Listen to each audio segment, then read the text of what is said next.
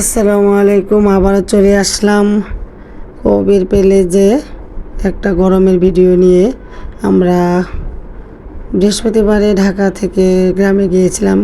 ঢাকাও যেমন গরম, গ্রামেও সেরকম গরম।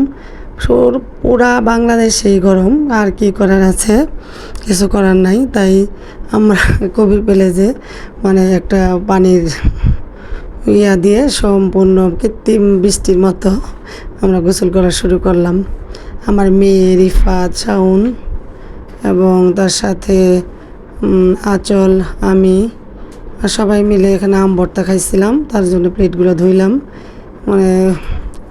এখন তোরা বাতাস কর বাতাস কর বাতাস কর সখী, মাথায় পানি ঢাল তোরা। তোরা বাতাস কর বাতাস কর বাতাস কর সখী, মাথায় পানি ঢাল তোরা।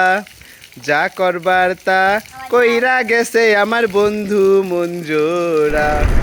প্রচণ্ড গরমে আমার প্রশান্তির গোসল করে অনেক শান্তি পেলাম। অনেক ঠান্ডা লাগতেছে, এখন অনেক ভালো লাগতেছে। আলবিকে বললাম, আলবি গোসল করো, তুমি আসো। আলবি আসলো না, আকাশের ডোন উড়াচ্ছে।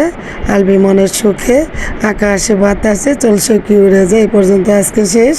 খুদা হাফেজ। আবার আসবো অন্য ভিডিও নিয়ে, দেখা হবে।